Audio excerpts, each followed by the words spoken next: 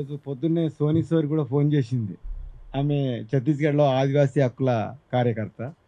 తను అడిగింది, "ఇక్కడ శాంతి చర్చల కోసం ప్రయత్నాలు జరుగుతున్నాయట కదా! మరి నాకేం ఇన్ఫర్మేషన్ లేదు. జరుగుతున్నదంతా ఇక్కడ కదా హత్యాకాండ" అని చెప్తే, సరే అక్కడ నేను ఈ విషయాన్నైతే వాళ్ళ దృష్టికి తీసుకెళ్తానని చెప్పాను. అదొకటి మీరు దృష్టిలో పెట్టుకోవాలని కోరుతున్నాను. విషయం ఏందంటే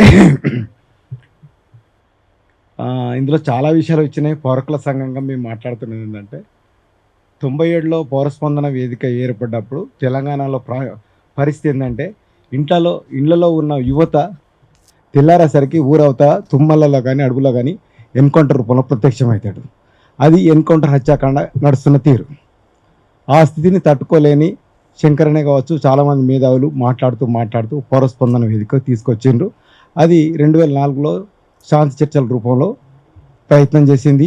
భూమి దగ్గరకు వచ్చేసరికి ఆ శాంతి చర్చలు కూడా ఆగిపోయినాయి. రెండో దఫా చర్చలే జరపలేదు. కానీ అప్పుడు ఇద్దరుగా జరిగిన ఎన్కౌంటర్ హత్యాకాండ ఇప్పుడు ఒక హననంగా మారిపోయింది. అది కూడా ఎట్లా అంటే వాళ్ళు ఏదో అక్కడ పోరాటం చేస్తున్నందుకు కాదు, అక్కడ ఆదివాసీ కాళ్ళ కింద ఉన్న కోట్లాది విలువైన ఖనిజ సంపదను ఎత్తుకెళ్లడం కోసం, కార్పొరేట్లకు అప్పగించడం కోసం అక్కడ ఉన్న 6 లక్షల మంది సైన్యాన్ని దింపి 600 క్యాంపులు పెట్టి దగ్గర 20 మంది మావోయిస్టులు ఉన్నారు, లేకపోతే ఆదివాసులు కలిసి ఉన్నారని చెప్తే 2 రకాలుగా చుట్టుముట్టి ఒకవైపు 5,000 ఒకవైపు చుట్టి వాళ్ళు ఎటు రకంగా పారిపోకుండా వాళ్ళందరినీ 2 రోజులు కానీ 3 రోజులు కానీ ఎన్కౌంటర్ అంటే ఎదురుబెదురై 1 గంట సేపు జరుగుతాయి. కానీ 72 గంటలు 48 గంటలు జరిగే ఎన్కౌంటర్ హత్యాకాండలో 20 మంది 30 మంది. మనకి ఇంకా తెలిసిన విషయం ఏంటంటే ఎన్కౌంటర్ స్టార్ట్ కాగానే లిస్ట్ బయటకు వస్తుంది. లిస్ట్ ఎందుకు బయటకు వస్తుంది అంటే ఆల్రెడీ యూత్ను అన్ని క్యాంపులలో 10-20 మంది బందీలుగా చేసుకుంటారు, యూనిఫామ్స్ పెట్టుకుంటున్నారు. ఎక్కడైతే ఒక్కరు దొరికిండ్రు, ఒకరిద్దరు దొరుకుతున్నారు అనే దగ్గరికి వీళ్ళందరినీ తీసుకెళ్ళిపోయి ఎట్లా ఫిగర్ ఉంటుంది కాబట్టి 20 మంది హత్య అనేది వచ్చేస్తూనే ఉన్నది అన్నట్టు. అట్లా ఎన్కౌంటర్ హత్యాకాండ 30-40కి వెళ్ళిపోతున్నాయి.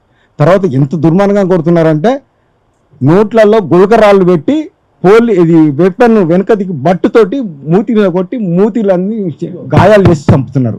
ఆ స్థితి అక్కడ కొనసాగుతుంది. కాబట్టి ఇంతకుముందు మనకు ఒక చర్చ వచ్చింది, ఎందుకు ఈ చర్చల కోసం ప్రయత్నించాలంటే అక్కడ నిజమైన ఎన్కౌంటర్లు లేవు. అక్కడ పట్టుకొని కాల్చివేత, చుట్టుముట్టి కాల్చివేత, ఒక హననం జరుగుతుంది. కాబట్టి హననాన్ని వ్యతిరేకంగా హక్కుల సంఘంగా మేము మాట్లాడుతున్నాం. అట్లనే మేలో ఆదివాసీ హక్కుల సంఘీభావ వేదిక ఏర్పడ్డది. అది 2 తెలుగు రాష్ట్రాల్లో పట్ల చాలా జిల్లాల్లో జిల్లా కమిటీలు పెట్టుకున్నది.